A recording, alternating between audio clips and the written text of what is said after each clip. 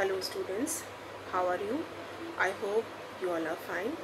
Today we are going to discuss on the topic that is class and its relationship with class and what is its role in Indian politics. आज हम वर्ग और उससे संबंधित जो उसकी जो रिलेशन है जाति के साथ और उसकी क्या भूमिका है हमारे समाज में, इसको आज मैं आपके साथ डिस्कस करना चाहूँगी सो दैट आप हमारे साथ इसको समझ सकें। क्लास और कास्ट के बीच में जो रिलेशनशिप है, उन दोनों के बीच में जो डिफरेंसेस है और एक इंटरकनेक्शंस जो है, ये भी हमें बहुत ज़रूरी है इसको समझना। तो सबसे पहले मैं शुरुआत करना चाहती हूँ एक पंक्ति से कि हर युग की दास्तां वर्ग संघर्ष बयां करती है।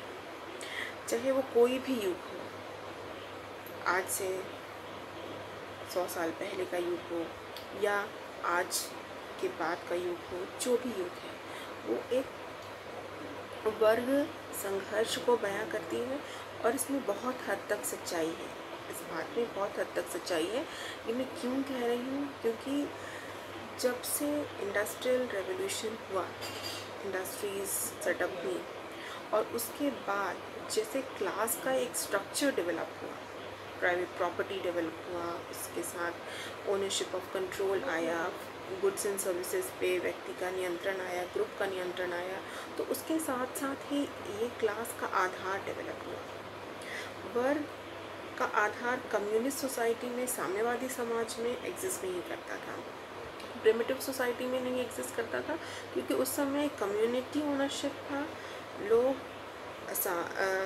मतलब कम्युनिस्ट सोसाइटी के अंदर रह रहे थे और उस कम्युनिस्ट सोसाइटी में एक हार्मनी था। हार्मनी इन द सेंस कि लोगों के अंदर वो प्राइवेट प्रॉपर्टी के लिए होड़, वो कंपटीशन, उस तरह की जो कंपैरेटिव एडवांटेज की जो आइडियोलॉजी है वो डेवलप नहीं हुई थी। तो कम्युनिस्ट सोसाइटी, जो जिसे हम प्रिमिटिव सोसाइटी कहते हैं, वो सबसे पहला एक स्टेज था जिसमें क्लासलेस सोसाइटी थी। उसके बाद धीरे धीरे जैसे टाइम डेवलप हुआ और जब हम फ्यूडल सोसाइटी के उसमें आए, स्टेज में आए, तब again there was distinct two classes, that is feudal lords and slaves. उसके बाद अगर हम कैपिटलिस्ट सोसाइटी की बात करें तो कैपिटलिस्ट और प्रोलेटेरिएट वर्ग, पूंजीपति वर्ग और सर्वहारा वर्ग। तो ये जो वर्ग हैं, वर्ग का जो डिवीज़न है हमारे समाज में, वो आज तक चला आ रहा है और ये जो वर्ग का डिवीज़न है ये कहीं ना कहीं क्लास के स्ट्रक्चर को डिपिक्ट करता है। तो सबसे पहले हम क्लास को समझने के लिए चार जो बेसिक पॉइंट्स है जिसे हमें समझने की ज़रूरत है, वो है सबसे पहले class is a social hierarchy. हमें ये समझना होगा कि क्लास जो है एक सामाजिक सोपान है। सामाजिक सोपान इसलिए भी मैं कह रही हूँ क्योंकि एक हायरार्की है, वही हायरार्की जो है वो डिसाइड करता है कि कौन व्यक्ति किसके ऊपर कंट्रोल करेगा, who will be ruled and who is going to rule. ठीक है, और ये रूलिंग और रूल्ड होने का जो पूरी प्रक्रिया है, ये जो है ये डिफाइन करता है हायरार्की। दूसरा जो हम पॉइंट है जिसमें हम समझ सकते हैं क्लास को आधार के रूप में, वो है सोशल इनइक्वालिटी। सोशल इनइक्वालिटी यानी सामाजिक असमानता। अब class as a form of social inequality कैसे है?